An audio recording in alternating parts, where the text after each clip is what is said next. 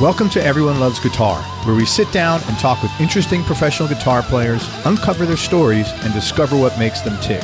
If you love guitar, music, and the backstory of people's lives, stick around. You're in the right place.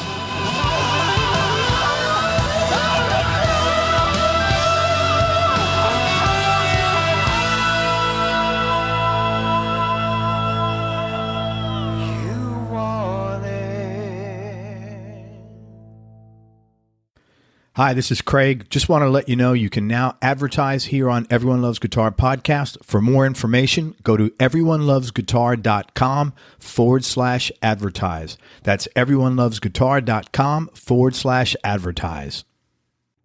Hey, everybody, this is Craig Garber. Welcome to Everyone Loves Guitar. I have a tremendous guest today, not only a great guitar player, but just got a full career with playing live as a session player, an in-demand first call session player in Nashville. We're with the one and only Bill Hullett. Bill was born in Galveston, Texas in 1950, moved to the Bay Area in 61, started playing guitar at 13 in 63, and 64 he started playing in garage bands. Now this is what the good old days were like, because this wouldn't happen anymore. At 16, he began hanging out at a local recording studio. And kids, a recording studio is a place where they used to make recordings. Anyway, he hung out at the recording studio and he got to play on other people's records, and he started doing local jingles for business ads. And this is where he first got hip to country guitar. In 69, he started playing in country bands, sneaking in, of course, because he's underage, to play in clubs. He went into the Naval Reserve in 1970 for a couple of years. And then from 72 to 78, he worked with his wife, who's a vocalist and a bassist, in country western bars 6 nights a week in the Bay Area. In 78, they moved to Nashville, didn't know anyone. He just started knocking on doors looking for music work. By a fluke circumstance, he met Pete Drake, famous producer. Pete was a excellent pedal steel player, and he owned a studio as well. And he took interest in helping both Bill and his wife out. And he brought Bill and his wife into Pete's studio on Music Row after Bill had done the same thing, hanging out in the studio, watching the A-Team record and get to know them. Back then, the A-Team was Grady Martin, Pete Wade, Billy Sanford, Ray Edenton, Pig Robbins, Bob Moore, Buddy Harmon, the Jordanaires, and others. And from that point on, pretty much Pete hired Bill and his wife from that time on almost 95% of his sessions till the time he passed in 88. By 1983 in Nashville, he was well known around town, and he was the A-Team. He became the A-Team and the first call session players of the next wave of new session guys that were getting the calls. In 93, he had still been continuing session work on Music Row.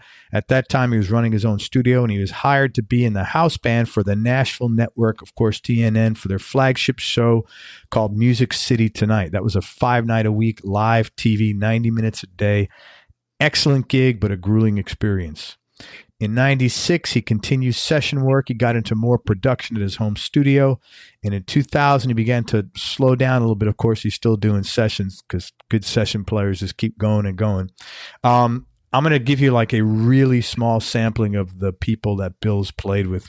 It would be like a half hour just to read this. But Alabama, Barbara Mandrell, Chet Atkins, David Allen Coe, Ernest Tubb, George Jones, Glen Campbell, Hank Williams, both senior and junior, Joe Diffie, Kris Kristofferson, Johnny Paycheck, Loretta Lynn, Waylon Jennings, and of course, Willie Nelson. Bill, thank you so much for your time, man. I really appreciate you being here. Oh, thank you. You read off one of my credits as being Hank Sr. and Hank Jr., so I'd like to go ahead and clarify that because it was a very unusual circumstance since Hank Sr. died when I was only 3. Go ahead, explain. I've done numerous albums with Charlie McCoy, the harmonica player, and he was doing an album where he was doing all instrumentals of Hank's famous songs, and he wanted some guest spots on there. So he got a hold of Jet Williams, who is Hank Williams' daughter. She had some old radio from WSM acetates of Hank, and they were able to peel his voice off of there and then cut a new track to where it was a duet between Hank Sr. and Charlie McCoy of I Saw the Light. And so when we cut it, it dawned on me. I thought, holy cow, man, I'm probably one of the 3 or 4 people in the entire world who can say they've cut with Hank Jr., because I had cut with him previously, and then Hank Sr. So that's how that came about. That is really cool. Thanks for clearing that up. And it's funny that you worked with Junior first, and then went back and worked with the faux senior, or the acetates of senior. That's pretty cool. There you go. Man, you started playing at 13. What got you into picking the guitar up in the first place? I just, when you live in California back then, any teenage boy would have been into Hot Rods and the Beach Boys and stuff. And so I was just always attracted to that, because I'd build little model cars, and then I'd listen to the radio, and I was listening to the Beach Boys and the Ventures and stuff. And I thought, man, I really like the Ventures. That's cool, man. I bet I could teach myself to play guitar. And a friend of mine had a guitar, and he left it over, just a little Sears acoustic, and he left it over at my house for a week or two. And I was able to teach myself walk, don't run. So I thought, man, I'm going to get a guitar. This is too cool, man. So that kind of started it. And then about the time that I had saved up the money to buy my own guitar and stuff, then here was the Ed Sullivan with Beatles, and I was hooked at that point, Very cool. And your folks were supportive of your interest in it? My mom was very supportive, because she played piano at church, and she, even as a kid, she'd teach me a little bit of piano when I was 5 or 6, and I could tinker around on one, but I never got interested enough to get any more serious than that. But my dad wasn't very wild on the idea. He worked for IBM, and I was the oldest kid of 6. So wow, I had to I had to prove that I wasn't going to go out and become a drug addict or drive a car into a cliff or whatever, playing music, staying up late. But they both became very supportive of me. But it was long after I'd gotten out of high school and stuff, and they saw that I was very serious about it. And man, God bless your parents having 6 kids. Oh yeah. Holy smokes. I have 3, and I think it's too many. It's overwhelming. Yeah. Whoa. That was serious stuff, man. Before you got turned on to country, which in your bio it said you got turned on to country by hanging out at the local recording studio, what were you playing? Was it more of that Ventures, beach surf kind of stuff? Ventures stuff, because a lot of the garage bands back then were all instrumental bands, and you could go play a school dance and be like the Ventures and never have a vocalist. But also, by the time I was getting to it, that's when the Beatles came along, and so just all that stuff. And I kind of got away from the Beach Boys stuff once the Beatles came out, because they just hit a nerve, Yeah. So it was different music. It was definitely more along, what rock and roll was all about than the Beach Boys in many ways. You joined the Navy Reserve, at a time of the country was major change. And especially you being in San Francisco, that was pretty much the epicenter of the Cultural Revolution. I was curious, what was behind your decision to sign up, and what was the environment like in general regarding, anti-Vietnam and just society in general at that time? It was very anti-Vietnam and anti-war. And when I graduated high school, I started going to college, and somehow in the initial paperwork that I had filled out, you were supposed to get a 2S deferment if you carried your full college classes, and I didn't, and so they registered me as 1A.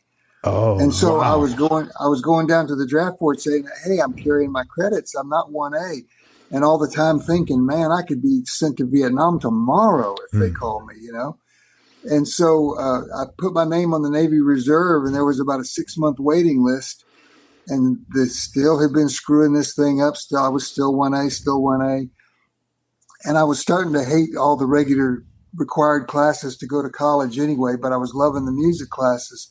So when the semester came, I made the very probably unwise decision to dump all my classes except my music classes. I love music history and I love music theory, so I kept those classes. And once again, my dad was a little disappointed in it. I had no longer started that second semester, as then here comes my student deferment card in the mail. And I'm thinking, oh boy, now I've stepped in it because now I'm not carrying the full load and they're going to find out, you know? Oh, wow. And so then they immediately happened. I mean, they were slow to get me the student deferment card, but they were fast to find out that I had dropped my classes. So I was right back to 1A. And the reserve, my name had come up to where I could join the reserves. And I thought, you know, this is probably the kindest, most gentlest way to get through this without suffering, having to go to Vietnam. Well, so then the weird thing was I go to the reserve meetings for about a year and stuff, and then they start the lottery. My number was so high, I never would have had to go. But then you're in the Navy at that point. It's kind of too late, baby. So I wound up at Treasure Island, waiting assignment. And the day that my orders came in, there was a sheet of paper with about 50 guys who were getting sent here, there, and everywhere. And all of them that day got sent to patrol rivercraft Vietnam, which is that was even worse than being in the jungle because you're on a river with 3-man boat trying to attract fire.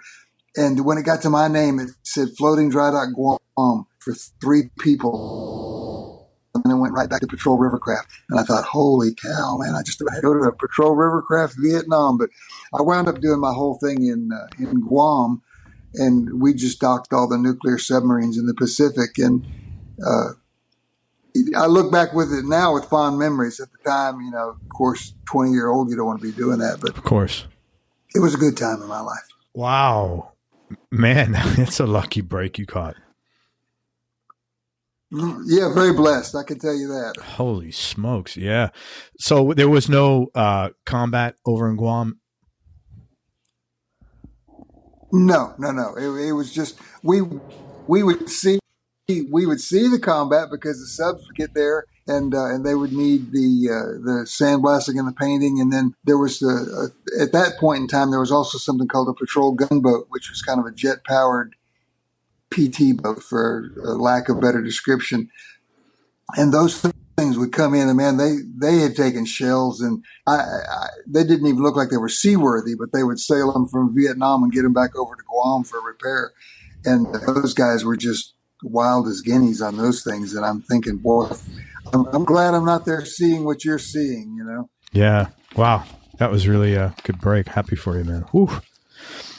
So once you got out of the Navy Reserve, you started playing music pretty much full time. Was there anything else that you had considered doing, or that, you know, you knew that's what you do? You know, I didn't have a plan B, and that was probably to my dad's dismay as well, you know, but I'd had just that little bit of college that I had, and I had my natural music skills that I had acquired as a teenager, and I was just planned on playing guitar for a living. And fortunately, the climate in California at that time, you know, there was a bunch of transplanted Okies from the 30s. So by the time the 60s and 70s were there was just a ton of country bars that would hire bands 6 nights a week. And I mean, you weren't on Easy Street, but you certainly made a living. And then with my wife playing bass, it was 2 ways as opposed to 1. So we actually had a very normal lifestyle, other than the fact that we worked nights instead of days. It was a very normal life. And how nice is it that you get to work together? Oh yeah, which is really cool. Great. Yeah, it was absolutely great. I mean, we still do to this day, you know. So it's been wonderful in the regard that with Debbie being a bass player and a musician, she can understand the quirkiness of the music business. Like when you're a session player, you work day and night. You can work 20 hours a day. At times you could, and you would do it full well thinking, well, I better do it now because next month no one's going to be recording and I'm going to be sitting here at home. And then you think, and so we'll go do something as a family. Well, then you have the next 10 days off. But then you think, well, I can't leave and do anything because I got to sit here at home and catch the phone and say yay or nay to sessions. And you get caught in that trap, and then literally years go by. Did miss a phone call? You know? Did your dad? You know, I've interviewed a couple of players that had similar backgrounds in, you know, were in the service or out of the service and things like that. And one player in particular, the rift that him wanting to play music and being against the war and this and that. Of course, I'm not saying you're against the war, but the rift between him and his dad never kind of got patched up. Did your dad ever kind of come around to giving you his blessing, or, you know, how dads are, you know, accepting what you're doing, making up with you sort of? Oh, he was always very accepting of me. He was weary about what music okay. could or could not provide. I remember one piece of advice he said to me, because he knew nothing about music. So it was I think he felt very inadequate to give me advice because that's something he just didn't know. Okay. But he did give me some great advice one time. He said, he says, if you're going to be a guitar player, you got to always remember this: no matter how good you get, there's always going to be somebody that's way better than you. And he said, you got to work hard. And he says, I've learned it in my life. Spend your 20s learning as much as you can about your vocation. Spend your 30s busting your tail, because by the time you're 40, there's also going to be someone younger than you that has newer technology. And he was just applying his IBM experience. Sure. From his life, and gave it to me. And he says, and there's going to be a younger generation coming up, and they're going to want, the employer's going to want knowledge that they have. And it's amazing how well that interfaced as good advice to be in the music business, you know? Yeah, very much so. So his concern was born out of love, not anything else. And just wanted to, okay. That sounds really cool, actually. Yeah. I couldn't have asked for two better parents, truthfully. That's wonderful, man. With my mom passing on the gift of music, and my dad being who he was and the great provider he was for the family, they were great folks. That's awesome. What made you move to Nashville? And then can you talk about, you said when you got there, you were knocking on doors. Could you talk about what that entailed specifically? Well, Debbie and I had worked in California for that 6 or 7 years or so. And as good as it was, you could see that it was kind of, we had gone as far in California as we could have, minus trying to get a record deal or something, which seemed like a long distant, not know how to do venture, Mm-hmm.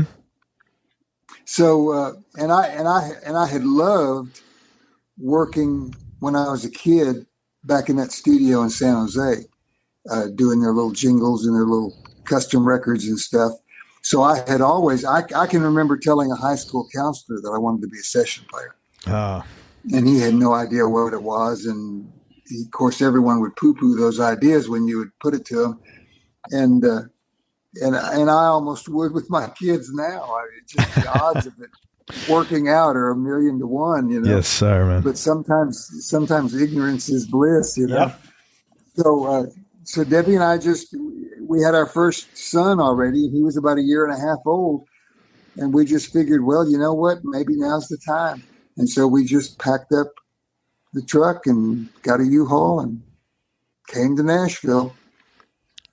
And Debbie's folks at the time lived about 35 or 40 miles outside of town. So we stayed with them for a month or two. That's and great. And then we found a little house to rent for $150 a month.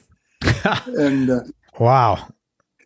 And so then we started knocking on doors, and it was kind of a discouraging thing at first, because what people don't realize when they come to Nashville is a music community that is in business to make money, not in business to help people. Sure. And so sometimes if I knocked on a door and they said, no, we have all we have regular musicians, we call it whatever. At first, I would take it personally because I would think, well, man, they're being mean. I can do this job, you know. But you just start, once you get to the reality of it, is they're not being mean. They're in business to make money. They're not in business to answer the door and help people. Sure. Yeah. You just have to. I got to give your wife credit, because as a woman, it's tough enough as a woman to be an artist or a session player or a musician. But back in the 60s and late 60s, it was probably unheard of. She's got to be a pretty tough lady, man. Well, she comes from a musical family too. I met her through working in a country band with her uncle, and I was filling in for his guitar player who needed. I got referred through the studio that this guy needed a guitar player this one weekend, and that was her uncle. And then I wound up playing in his band after a while, and then she wound up playing in his band, and then we wound up going out on our own. And then also her birth dad was a musician down in Southern California in the 50s, and her dad and her mom got divorced, and she was raised by her adopted dad. Mm-hmm. But she had enough musical background that she knew the ups, downs, feast and famine, and the whole 9 yards of musicians, you know. That's so cool, man. How many years have y'all been together now? We've been married 48 years. Oh man, congratulations. That's very, I'm 55. So I'm thinking, my gosh, you got married when I was 7. That's really cool. Well, yeah, well, so am I. I got married when I was 7. Well, you look 55, Bill. You look great. That's phenomenal, man. That's really, congratulations, man. That is a really nice thing. Thank you. Talk about your relationship with Pete Drake, because it sounds like you had a really good and probably a special relationship with him. Well, Pete was a very unusual guy. He was one of the first doors I had knocked on and talked to his receptionist. And once again, that same story applies. They'll run you off because that's what they're schooled to do. They got, you can't have 150 people a week coming in and asking for work, Sure. And so she had run me off. Well, this is how quirky the experience of meeting him was. We knew Pete 10 years before he passed away. And in that 10 years that I knew him, I only knew him to play out live 3 times. And 2 of them was sitting in with Debbie and I in our band. Wow. So this was the only time in 10 years he ever played live. We were just out clubbing around one night, listening to bands, and George Jones owned a club called Possum Holler that was just off Broadway. Mm-hmm. And we went there, and it said, appearing Pete Drake. Well, I knew who Pete Drake was, and I wanted to meet him. And so Debbie said, well, let's go in and see what's going on. And he had some of his writers from his publishing company, and he had put together a little band of session guys. And they were just doing stuff off the cuff, and they were doing a fundraiser for an orphanage that night. So and I looked up there and I thought, man, that is Pete Drake. I can't believe that. And so when the band took a break, Debbie said, well, are you going to go over and introduce yourself? And I was nervous too and everything. And she said, look, this may be your only chance. And that was wisdom on her part, because it would have been. Literally, given the fact that the only other times he played live was with us years later. So I went over and I thought, what can I say to him that he's not going to think I'm an idiot? And so we had a mutual friend and a guitar player named Larry Black. There's a Larry and Bobby Black. Bobby was his brother, a steel player, well known in California. And Larry was a guitar player, and they worked in the bars, and they had come back and forth 2 or 3 times to Nashville to try to get into session work and stuff, and would always drift back to California. So I went over to Pete and I said, Larry Black told me that if I got to meet you at some point that I ought to tell you hi from him. And he says, well, I know Larry. He's a good friend. And so it struck up a conversation. So he asked what we were doing. I told him, and I said, I had tried to get an appointment with you a couple of weeks ago, but your receptionist had kind of chased us off. And he laughed and he said, well, you know what? He says, I never get to work down there anyway till about 6:30 and she leaves at 5. So why don't you come down tomorrow night about 6:30? Wow. And so Debbie and I went down there and we hung out till 2 or 3 in the morning, which was the usual Pete Drake mode of operation. And so, you know, he just in visiting with him and stuff, he realized what we were in town for. And he says, well, you know, I really can't help you at this particular moment. But he says, I'm going to give you carte blanche. You can hang out here as much as you want, and you're welcome anytime. So we started hanging out. And when I say hang out, I mean 60 hours a week hang out. Wow. So were you working at all, or you just felt that this was? Okay, sorry. Debbie and I at that point were working little weekend gigs, you know, playing music in bars around Nashville, but we had no gigs per se, and we were just living off savings that we had brought with us from California. And so by hanging out, though, the thing is, Pete's place was it was so unique. It was a recording studio that usually worked every day. There would be somebody in there recording. I tended not to hang out during the day because it was more business-like at that point. And you kind of had to stay out of the way because there's people renting the studio and you really can't walk in and watch their sessions. I mean, they're paying an hourly rate. They don't need you in there, you know? Sure. So Debbie and I would spend the evenings hanging out at Pete's. But if he didn't have a session that day, he wouldn't get up till 5 in the afternoon anyway, because he was going to stay up till 4 or 5 in the morning. And so it was a prime time. And the amazing thing is that everyone on Music Row, if they were out running around at night, the whole town seemed to know that Pete Drake would be there at night. And if they wanted to come by and hang out, they would and they could. And we had been in there when Conway Twitty came by, or Willie Nelson, or Leon Russell, and it became such the norm you didn't even realize. It didn't even dawn on me till years later. Man, I was at the epicenter of an earthquake and didn't even realize it. Sure. And then just by hanging out, ultimately, I'm assuming someone said, "Hey, we need a guitar player, we need a bass player," and you and Debbie got the call. Well, there was a few little gigs we would get from that.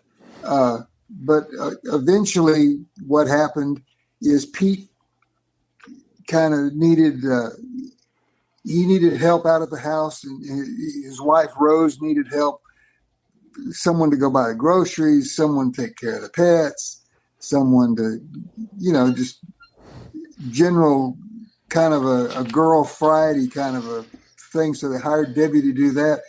And then after about a year, Pete hired me on a Pepsi jingle. That was the first session he ever hired me on. And then after that, he hired me for everything he ever did. So wow. After that year of watching the A-Team, he just threw me in the deep end of the pool. And fortunately, I guess I was able to swim at least halfway good enough not to drown, How good did you feel when he finally hired you? Oh, I felt great, but I tell you what, I have to insert in this.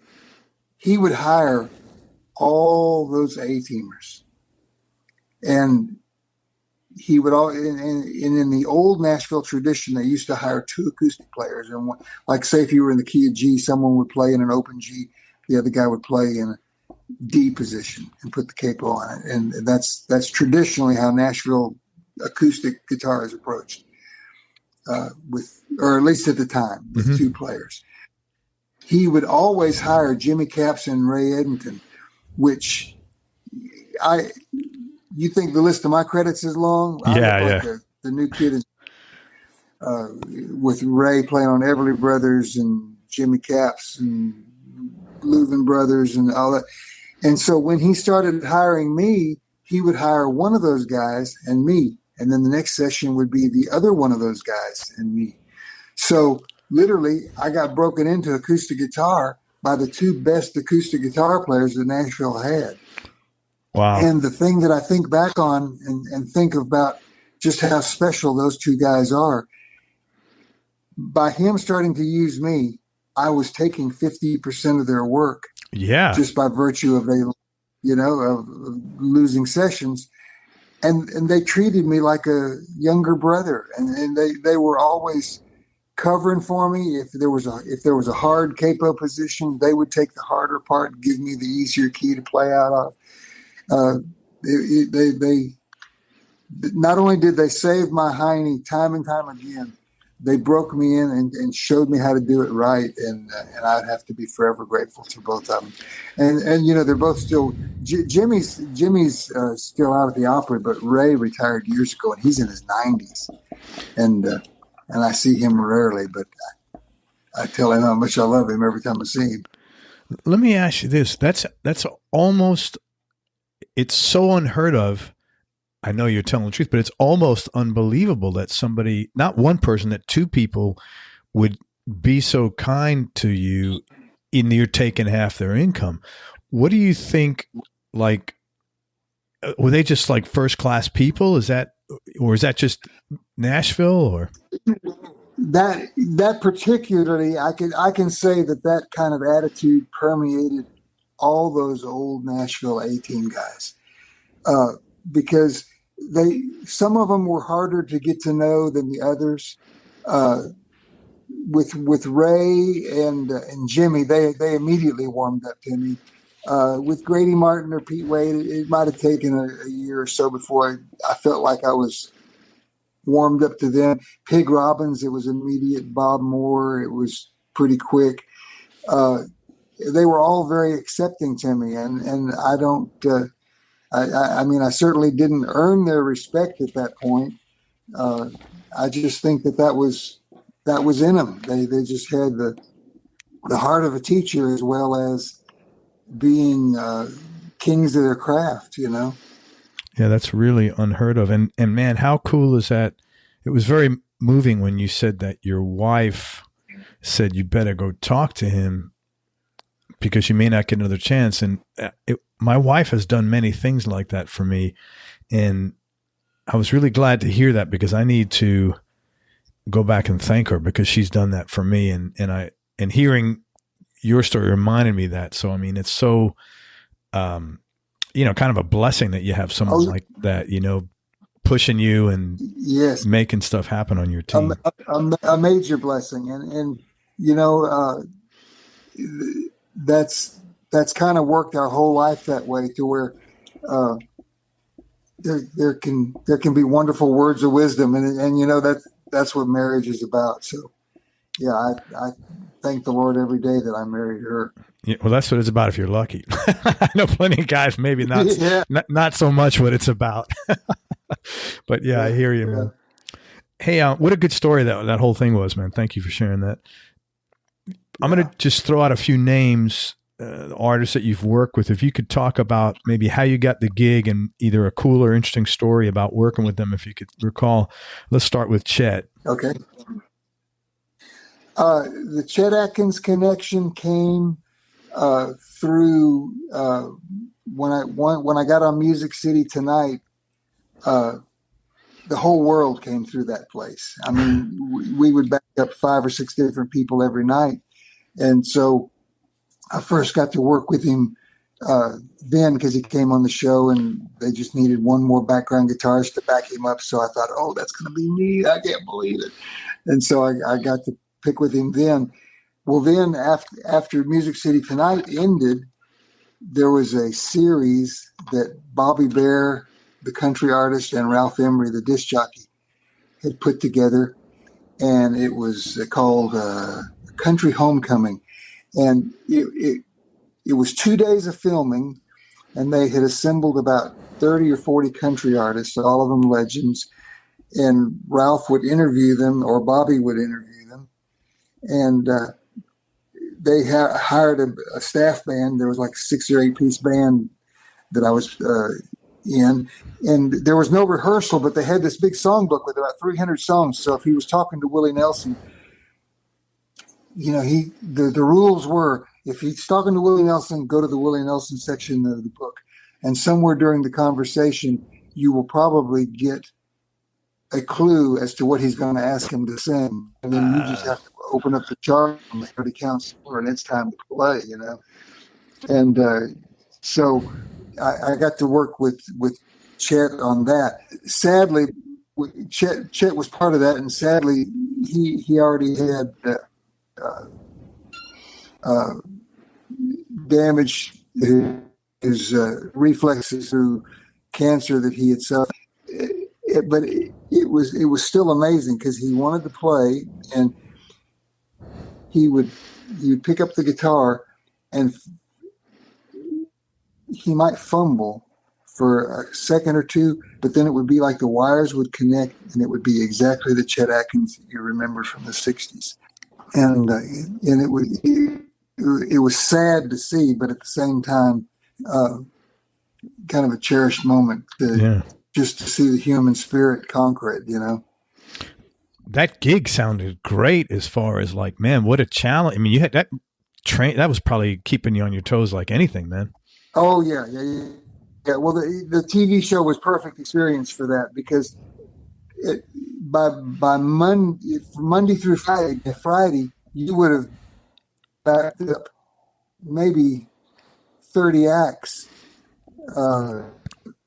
And you could literally, I can remember the time I was on Music City Tonight. I just remember always being tired and always being a little bit nervous that I was going to forget an intro or stick it off in the wrong key, or, all the things that can happen. You're always scared to death of. I've got a good friend, a bass player named Glenn Wharf, who works with Mark Knopfler. And he says, we laugh about live TV, and his description of live TV is like, he says, that's like putting a loaded gun in a kindergarten class. It's going to go off. Someone's going to get hurt. You just don't know who or when. That's great, man. That's really funny. Did you give yourself time off on the weekends, or like, were you working weekends too? Well, the bad part was, Debbie and I built at the time, pretty sophisticated home studio in the late 80s. I had a 2-inch 16 track, and then I wound up getting a second 2-inch 16 track and slaving them together. So I had a 32 track studio at the house. And between doing the live TV show and that would take up your day from about 4 till about 8 at night. So I could still do morning sessions during the TV show era.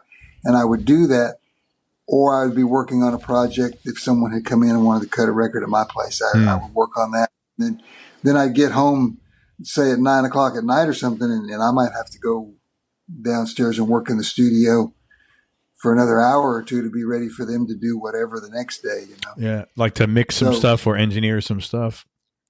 Yeah, or put extra guitar parts on because they were wanting to come back and sing it, and they were hoping to hear it more finished than when they left it, the basic track, Or did you take weekends off? Do what now? Did you take weekends off? Sometimes not. I mean, my wife jokingly says it, but I think it's a truth as well as a joke that she felt like a single parent for about 10 or 15 years. Yeah. Raising our kids. Just because I might not be gone, but I'd be 25 feet away, locked in a studio, having to rush to get something done for somebody, No, I totally get it. I think everybody, though, that is, an entrepreneur, which is what you are, you're a small business owner. I don't know anybody that is successful that like avoids that. That's just the nature of, and I don't know if it attracts that or like, you go towards that. Cause I'm the same, man. I work a lot, and I always have. Yeah. It definitely comes with the territory, and you feel like I've come this far. I'm not gonna not water the garden, And I think you spend so many years in the beginning, trying to get the plane off the ground, that's always in your mind, man. At least it is for me. And I'm like, well, I'm not going back to that again, man. That was, Exactly. Yeah. Exactly. I totally get that. Hey, Glen Campbell, how'd you wind up hooking up with him, and any cool stories? Well, that was exactly the same thing. He came through Music City tonight, and got to meet him and back him up. And then he was on one of those episodes of the Ralph Emery, Bobby Bear specials. The Country Homecoming, the same thing? Yeah. And Kris Kristofferson, was that the same as well? Same as, yes, all of them the same. Any interesting stories? I mean, you talked about Chet, when he was on the decline. I've got a great story. I've got a great story that just came to my mind, but it's a Marty Robbins story. Yeah, man. Chet or anybody.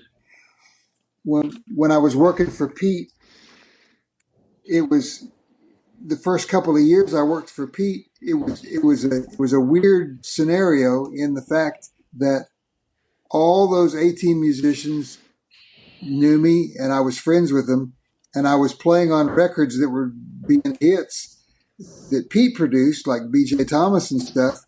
But for the first couple of years, still Music Row as a whole didn't know me, and I could walk 50 feet out of Pete Drake's studio, and no one would know me. Well, Marty Robbins owned a studio about a half a block away from Pete's, and I can't remember exactly how I connected with the manager of that studio. Was a guy named Eddie Fox, but he had hired me on a couple of, I think the only time Marty got the studio is he'd be out on the road and people would come up to him and say, I want to go to Nashville and cut it. And he'd give him a card and say, well, hey, this is my studio. You could call my guy and he'll set you up, won't rip you off or this or that. So I'd made friends with Eddie, and he had hired me on a couple of those kind of sessions. Someone wanted to come to Nashville and make a record. And Pete always ingrained into me from the very start. He said, keep all your guitars with you all the time. You never know when something's going to go down. And so I had this Chevy van, and I had it loaded with guitars and amps and what have you. And this is pre-beeper, pre-cell phone, pre-anything. But Eddie Fox knew there was a good chance that I'd be hanging out at Pete's. So he called down there looking for me. And so I answered the phone. And he said, hey, I'm working on here, and this acoustic guitar that's on the track is out of tune. Would you mind coming down and fixing it for me real quick? I said, no, I can do that. And so I hopped in the truck, drove down there. And when I walked in the building, he said, hey, I want you to meet my boss, Marty Robbins. And I said, holy cow, it is Marty. So I introduced myself, and Marty said, so are you here to play on my record today? And I said, well, I'm here to play on something, and I hope it's your record. He says, well, it is. Come on in, man. So we went back in the studio, and the engineer had pulled up the track, and he told the engineer, he says, well, I want him to put 2 acoustics on here, so erase that out of tune acoustic, and then we'll figure out something else to erase it. So the engineer's looking at the track sheet, and he said, Marty, there's nothing else I can erase here. There's only one track once we clear this acoustic off. And so Marty thought for a second, and he said, do you have another acoustic guitar with you today? I said, oh, yeah, I got a couple out in the truck. And he said, go get me one, too, and we'll just open up a mic to a full round pattern, and you and I can both play it. How about that? Wow. And I said, that sounds great to me, man. So I went out and I got another guitar and brought it in.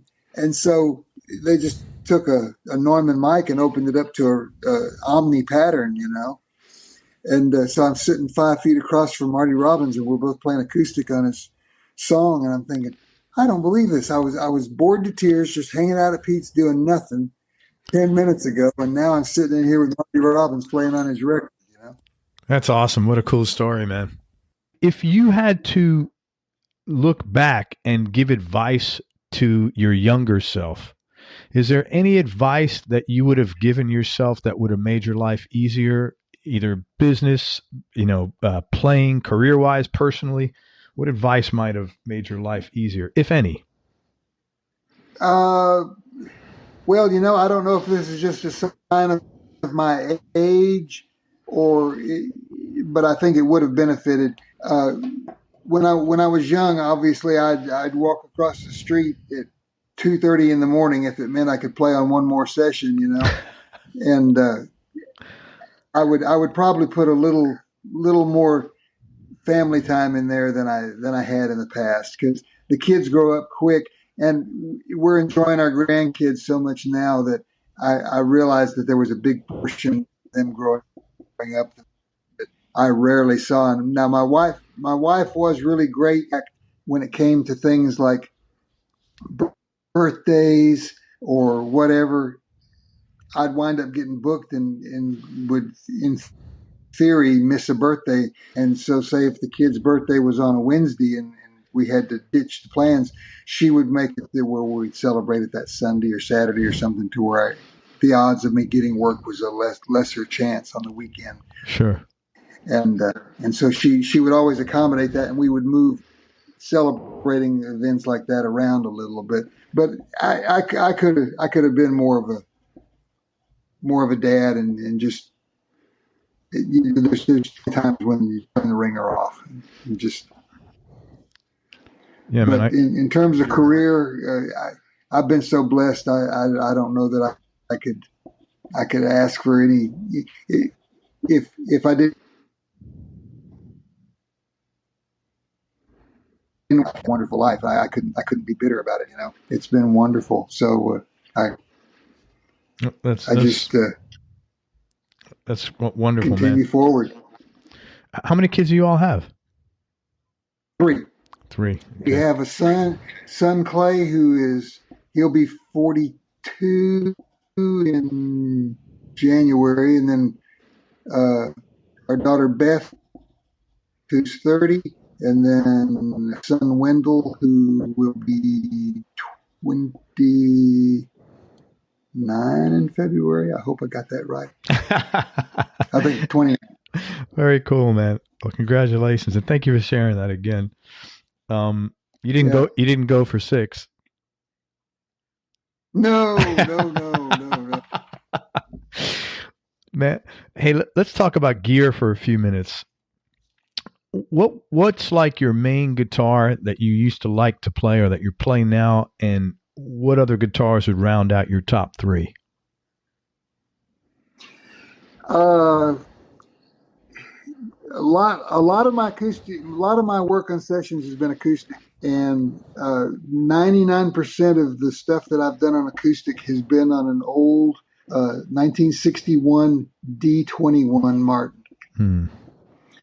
I've also got a 1964 Epiphone Texan. It's just like the one Paul McCartney has, and I've used that. I use that some too, but Nashville is, or at least back in my day, Nashville was more of a Martin town than a Gibson town, So I would use the Epiphone, but only rarely, mostly the Martin. And then this past year, a fella from Texas named Bill Reed, he's come up to town, and I've cut 3 or 4 different albums with him over the last 10 years. And he gifted me his 1949 D28. Holy cow! And it's an absolute killer guitar, and I'm excited about it. So I've been using that a bunch this year, as well as the D21. Man, that's a nice gift. So, yeah. He's a very unusual, stylistic, and cool guy to work for, because he's kind of like a male version of a Billie Holiday.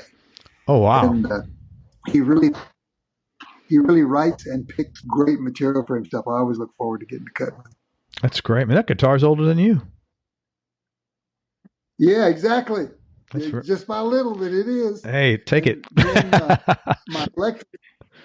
my main electric that I had for years and years, and I'll tell you a weird story about it.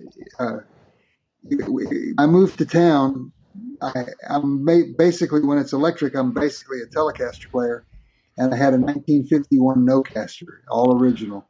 Oh, wow. And I played it for like 30 years. And literally, by the time I sold that guitar, it had ditches in the neck. It was gone. You could hardly get the thing in tune, And so, as cool as it is to have that guitar, it's also frustrating because if it's not playable, then it's not a tool to me anymore, So I wound up selling the thing around 2004 or 5, somewhere around there. Bought it for $500 out in California, and at the time sold it for $12,000. That's a pretty good return on that investment. It is, and back then, in the early days of the internet, there was a place called the Telecaster discussion page, and it was just a board full of tele players, And you would learn quite quickly the guys who were really into vintage teles and the ones that weren't, because Telecasters are kind of like VWs. They change a tiny bit every year, and the people that know the details have had the old ones, And so there was a fellow in Spain named Nacho Banos. He was a member of this Telecaster internet group, and I knew that he knew about old teles because I could read in his post. He knew all those little details like I did about the old ones, And about a couple of years after I sold that Telecaster, or the Nocaster, he called me out of the blue one day from Spain. I had never spoken to him before in person, but he called me and said, "I think I found your guitar for sale out in California. And I just emailed you a picture. You tell me if this is your old guitar." And so I checked my email. I said, "Oh, yeah, that's it." And I said, "What are they asking for it?" And he says, "Well, if you don't want to buy it back, I want to buy it." I said, "Nacho, the reason I sold it, it was so worn out, you couldn't hardly play it. And if you're thinking about buying it, you need to keep that in mind." He says, "I'm going to buy it." And I said, "Well, what are they asking for it?" And he says, "Well, you're not going to be very happy. It kind of went up in price." And so they were asking like $27,000 for it. Oh my God! How many years after this? 2 years after I sold it.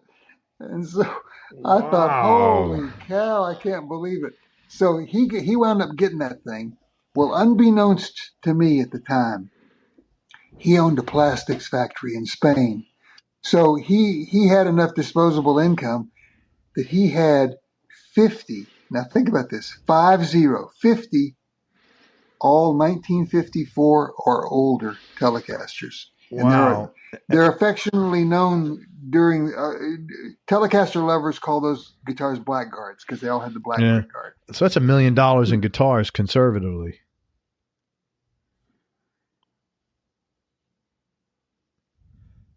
Telecasters is amazing.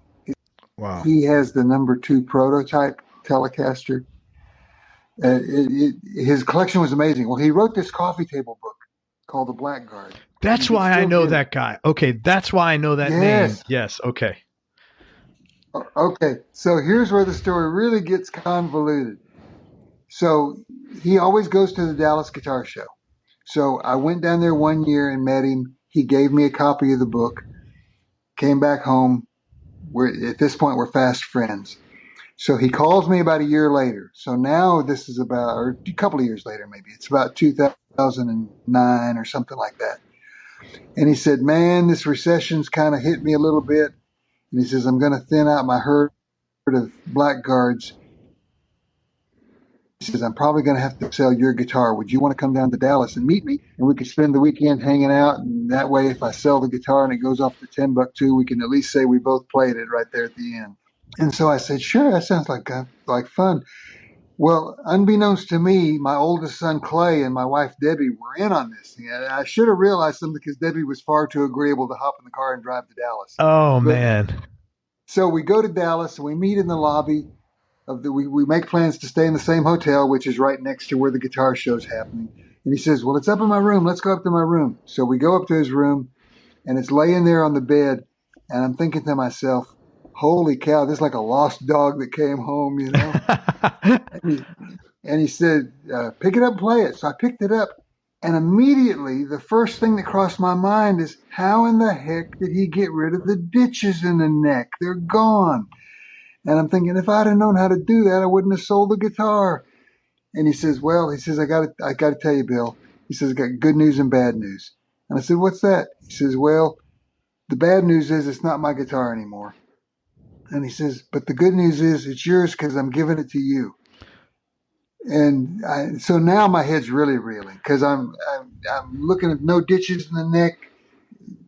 And this he says, but I also lied to you too.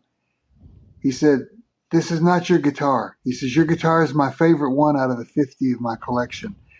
But I never play your guitar because I feel guilty because it's yours. I said, Nacho, I sold that guitar. It's not my guitar. It's yours. And so he said, well, I spent the last year and a half making a nick for nick, scratch for scratch. And the best word to use here is counterfeit of your guitar. And I mean, I've got a picture. I'll email you this picture. I've got a picture of the two guitars together, and very few people can distinguish one from the other.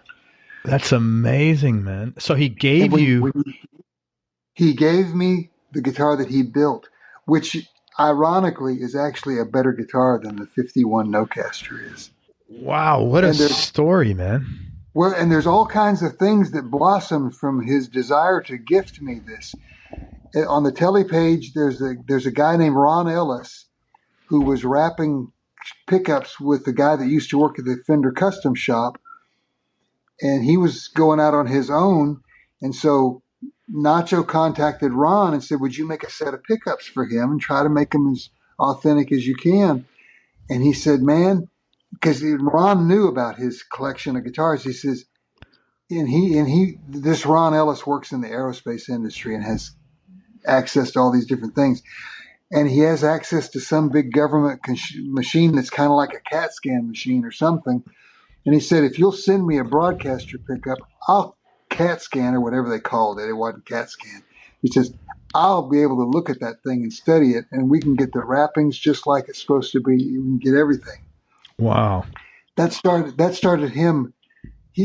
So this guitar has the first set of pickups he made, but he was so successful in making great sounding pickups, he started this cottage industry business where he has given, he's had people like Eric Clapton, Billy Gibbons call him, Keith Richards called him and said, this is the best pickup that Leo never made. Holy smokes. So all this good karma and came out of all this random act of kindness. Yes. And now Nacho builds guitars he calls Nacho Casters, and he sells them for $6,500 a piece and stays about 100 guitars back ordered all the time. That is so cool. Wow. I'll tell you a funny story. I interviewed somebody about 6 months or a year ago, and that, I think it's an offspring of the Telecaster forum. It's like tdri.com now. Yes, it's the same one. Yes. Okay. They posted the interview because it was a tele player. I don't know off the top of my head who it was. And a bunch of people under there said, hey, this guy, meaning me, needs to get Bill Hullett on his show. And I didn't know you back then. And I had to wait. And then Andy Reese, so I need to say a shout out to Andy Reese, referred me to you. And that's how we got connected. Yeah. But I had heard about, this. So you have a bunch of fans on there. They were like, man, you got to get Bill Hullett on the show. So I'm going to make sure. Yeah. That story got told on the Telecaster page. So there probably are some guys over there that remember that. Very cool, man. It's nice to hear all the good stuff that came out of this for everybody involved. Oh yeah. It's amazing. So let me ask you this: what's the best guitar and best amp that you've ever owned? Electricless, of course. The best guitar I've ever owned, I would have to say, is this Nacho Caster. And the second best would be a close second would be the original Nocaster, the 51. Mm-hmm.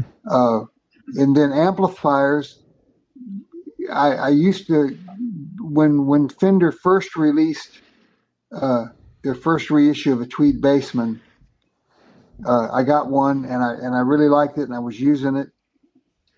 And that was about the time our oldest son was about I'm guessing he would have been about 18 because I think he was just getting out of high school, and he was learning electronics. And so he by poking around on the internet, and he was on that tele page all the time too, the TDPRI. He found an original schematic to the original, like a 59 basement. And so he was looking at the schematic that comes with the reissue basement. And he said, "Dad, these schematics are a little different from one another." And I said, "Well, I don't doubt it. You know, one has a printed circuit board, one doesn't. And you add 35 years distance between the original and that, something's going to change. You know, it's just the nature of the beast." And so he said, and so I had gotten to the point where I had two of those basements. So I could have one to take to sessions and one to leave at the TV show. And he said, "Dad, I could rewire one of these like an original one, and if we could just rip everything out and start from scratch." And so I thought, well, you know, it'd be interesting to check it out, but this may be a basement that never comes back to life. And so he took the thing and he rewired it and started from scratch. All we left in was just the bare chassis, the tube sockets, and the output transformer and all that, and all the guts were gone.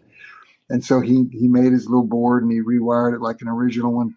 And so he got it finished one night about 10 or 11 o'clock, and Debbie was already in bed, and we had a downstairs part that was the studio of the house. And I said, "Well, let's take it down in the studio. If we keep it quiet, we can check it out." And so we fired it up, and even at a low volume, it was just immediately, you could tell the difference between what the reissue had been and what hand-wired original circuit one was. Not patting him so much on the back as I'm patting Leo Fender on the back. You know? Yeah. And I said, "Well, when can you do my next one, Clay? Because now the other one's gonna suck now that we got this." And we were laughing. It was so big. And so he rewired the next one for me. And so then I started going to sessions, and guys were asking me, "Why those things sounded so good, man?" And of course, I was bragging up Clay being able to redo them and everything. And for a while, he had quite the cottage industry where he was taking reissue basements and gutting them and rewiring them for guys like 59s. That's so cool. Does he do anything with music now, your son? Yeah, he plays guitar in a little weekend band that Debbie and I play in occasionally.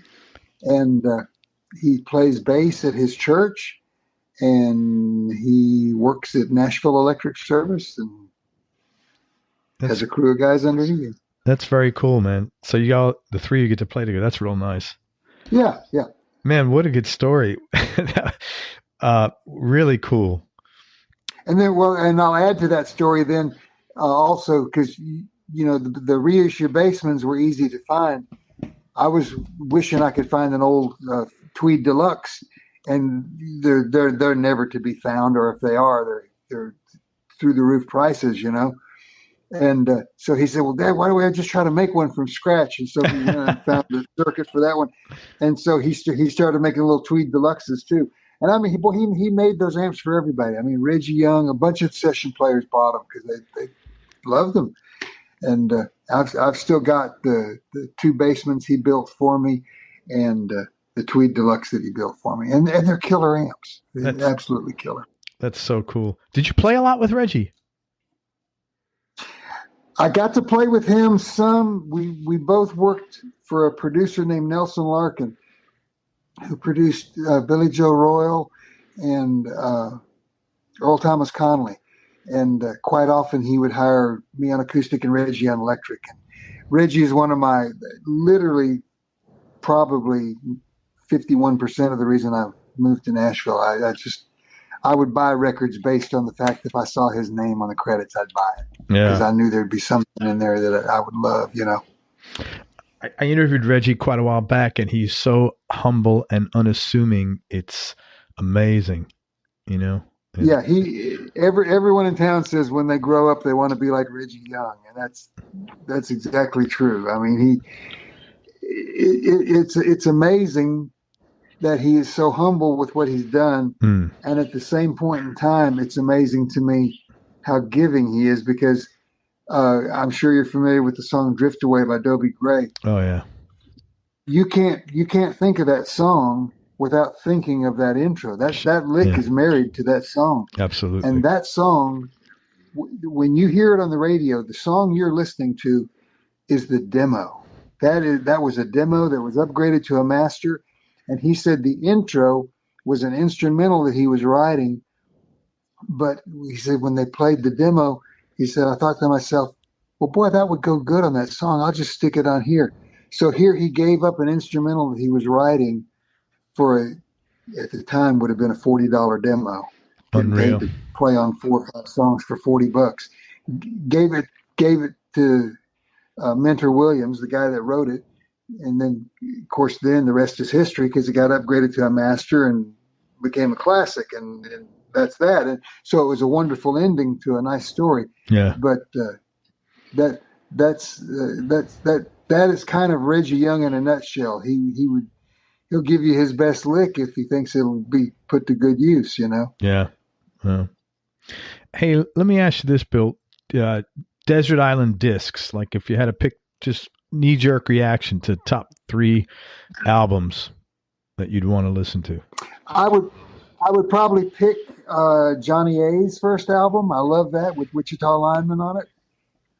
There's an album that Reggie and all the guys from Memphis cut about 30 years ago called Memphis Boys. Mm-hmm. I think that's an excellent album. I would probably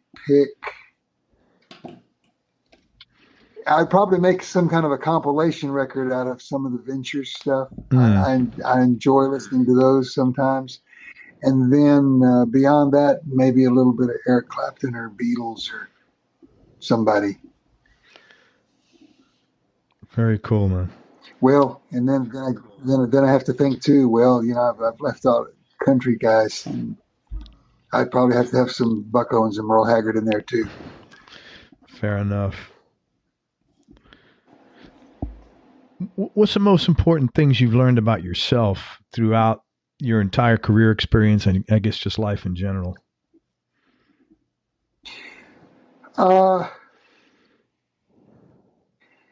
Knowing, I mean, my wife and I are Christians, and so knowing that God provides for us, and not necessarily the people that call you for a session. I mean, I think they're probably prompted by the Holy Spirit to give you a call, and for that, I feel like I'm blessed. But you just have to,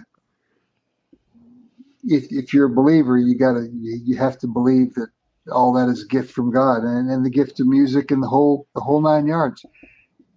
Because I can remember as a kid just knowing that this is what I was going to do, and that's what I wanted to do. And I think back now, and I think if you were to try to put a logic meter on it, that's just ridiculous. I mean, that would be like a kid growing up saying, "I want to be Mickey Mantle," you know? Yeah, and then he becomes Mickey Mantle. Yeah. Yeah. I still think that there's things I should have and could have done, and wish I could have played on that I didn't, or whatever. And that's every session player. But when I think back, I think, holy cow, man! I played on much more than I ever deserved, and twice as much as I should have ever gotten. Well, man, your gratitude and your humility is very inspiring. I think I know the answer to this question. What's the best decision you ever made? Marrying my wife. Yeah, I had a funny feeling you'd say that. Well, I should say that's the second. First was accepting Christ, but and then I think he plopped her right down in my lap. So it's almost like a 2-for-1. It's almost like a 2-for-1. That's a great quote. What do you like most about yourself?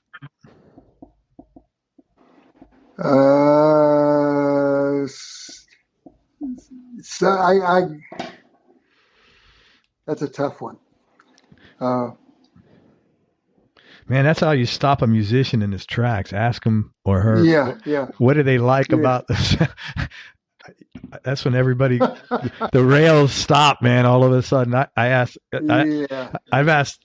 this one guy one time, and he goes, "How can I answer that when I have so much self-loathing?"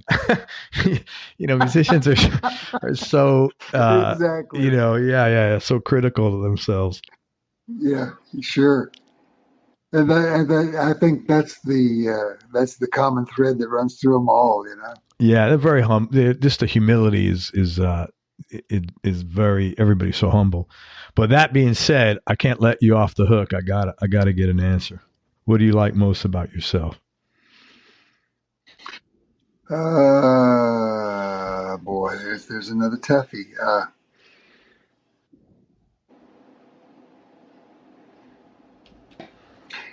I don't know if I can answer what I like most about myself. I can say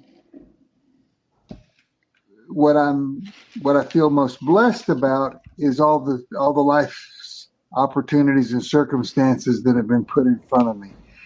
So, I love the folks that I had.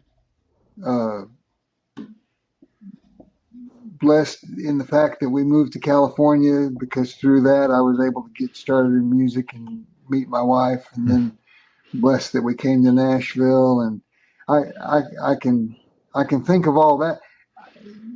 I guess someone might think, well, I like most the fact that I made great decisions. Well, I didn't make great decisions, but the opportunities were put there, and we were fortunate enough to walk through the door. Sure. I don't think. If someone told me I made great decisions, I wouldn't even. That's not possible. You can't make a lifetime of great decisions. Most of them, you can make a couple of good decisions, and they're good because you made a bunch of mistakes beforehand. Exactly. To teach you to maybe make a good decision once in a while. At least that's how my life's been. I guess the best decision would be continuing on after you had made a mistake. Yeah. Because you just can't stop and call it quits. Totally. Do you have any hobbies or interests outside of music, Bill? The only hobby that I still have is the one that got me started into liking the Beach Boys and stuff. I still like hot rods, and I've got a 42 Dodge panel truck with a 350 Chevy in it, and it's kind of a little ruffian. It's in primer and stuff, but I've been kind of known around town as the guy that drives old trucks. I got my first old panel truck in the early 90s, and it was a 52 GMC. Drove that around for a while, and then I got my wife a 41 Chevy sedan that was a street rod. She drove that around for a while. And then I got a 46 Chevrolet panel truck, and then I had a 41 Willys coupe for a while, and then now this Dodge panel truck. So there always seems to be some kind of an old something in not quite completed hot rodism sitting in the driveway, That's really cool, man. Two more questions, man, and I can't thank you enough for your time, and I really appreciate you and everything that you've shared. Sure. Tough question. Toughest decision you've had to make, or the most difficult thing you've had to do?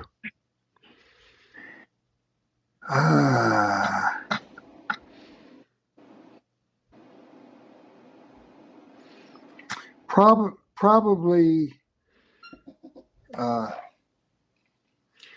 the toughest decision, I guess, was when we came to Nashville. Even though, to tell the story back now, things moved along very quickly and opened up for us. Of course, at the time, you're living life day by day and not year by year. Sure. And so it's not moving quick enough. And there was times at first when I thought, man, maybe we ought to just go back to California, because we call that club owner up, get our 6-night-a-week gig back, get a good income back, and what have you, and just move on. And the toughest decision was to stay in Nashville and tough it out for that first year or two.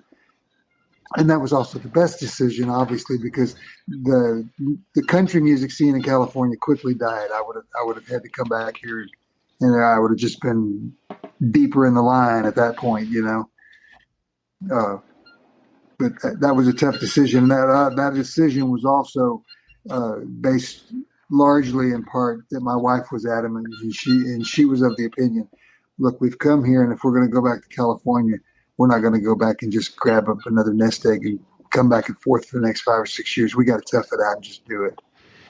And once again, her words of wisdom rang true, Man, I could see why you've been together married 48 years. Yeah. Oh, yeah. She knocks sense into my head. And the last question, Bill, what's been the biggest change for you in your personality, let's say over the last 10 years? And how much of that change was deliberate and how much was just a natural part of aging? Probably the biggest change is I literally used to go nuts if I didn't have a session. So I'd come downstairs to where all my guitars are and restring 10 guitars or something, I feel like I always had to be on the verge of, I could be ready in 30 seconds kind of an attitude, And in the last 10 years, I realized, you know what? You're the only one that realizes you just changed the strings. And you're the only one that realizes that the guitar could sound 1% better. So just pick the guitar up and play it. That's what they're needing. And they don't specifically need you to be perfect. They just need you to be the best you can be at that moment, So you've become more like forgiving, more relaxed about, less of a perfectionist, maybe? Yeah. I still want to be as good as I can for somebody, but I tend not to beat myself up as much as I used to, because it used to be. Well, I'll tell you what, I do subscribe to this theory that when you're doing session work, the first couple of years I did it, I really would beat myself up, and I would feel like when I was leaving the studio, I'd feel like, well, that'll be the last time they call me because I don't think I did good. Oh, wow. And you start, then it started, the longer I was in it, the more I started realizing, you do have to stay within the guidelines of who hired you. If they want you to sound like a Bakersfield guitarist, you're going to have to sound like a Bakersfield guitarist within reason. And so you do have to go the direction that they're wanting you to do it. But at the bottom line is, you better do something that pleases yourself. Because if you please yourself, that means you're playing from the heart. And if you're playing from the heart, the hopeful goal is that they're going to recognize that and take it. And even if you totally fail at that, there'll be at least one person leaving the studio that day that's pleased in the job that happened, and that'll be you. That'll be you, yeah, man. But if you try to just please, and if you just try to blindly please someone, and you don't have any of your heart into it, then chances are no one's going to leave the studio being pleased with what you did. You're not going to be, the client's not going to be, on and on, So you just have to come to grips. I'm going to do the best I can, and I've been doing it long enough that hopefully I know the direction they're speaking of, and hopefully I can conjure up something that they think fits their project. Man, I think you conjured. I think you conjured up a bunch of stuff over the years. Well, I would hope, but I don't want to go back and listen because I might hate it. Man, I can't thank you enough for your time, Bill. I really enjoyed talking to you, and thank you so much for sharing your story. I want to tell people that check Bill out online. It's Bill Hullett, Hullett, and his wife Debbie, and you can find some stuff on YouTube. And rumor has it, Bill is going to be. Huh? I was going to say you can find us both easily on Facebook as well. Absolutely, and rumor has it, Bill is going to be dropping a solo EP or LP in the spring, and if he does, he'll be coming back on the show, and we'll be talking about it and telling everybody about it. And also, if you are looking to hire Bill for sessions, contact the Nashville Musicians Union, and they'll put you in touch with him. Check him out online. He's just a phenomenal player, and he's just got such a great track record. Any final words of wisdom? I just want to thank you for today. I've thoroughly enjoyed my time with you, and I also thank you for the opportunity to maybe come back later and visit with you some more. Absolutely, man. It's my pleasure, and I feel the same way. And again, thanks to Andy Reese for connecting us. Everybody, thank you so much for listening. If you enjoyed this interview, please share it with a friend on your social media channels. We appreciate your support. Thanks again to Bill Hullett for spending time with us. Please check Bill out online. And make sure you go to everyonelovesguitar.com, sign up to get on our newsletter list so you and I can connect. And most important, remember that happiness is a choice, so choose wisely. Be nice, go play your guitar, and have fun. Till next time, peace and love, everybody. I'm out. We hope you enjoyed this show. If you did, subscribe to the Everyone Loves Guitar podcast, and you can do this online at everyonelovesguitar.com or on iTunes. And if you like the show, please leave us a 5-star positive review. The more 5-star reviews we get, the higher our show ranks, and higher rankings mean we get to continue speaking with cool, interesting guests on our show. We'll see you on the next episode, and until then, keep playing your guitar and have fun making music.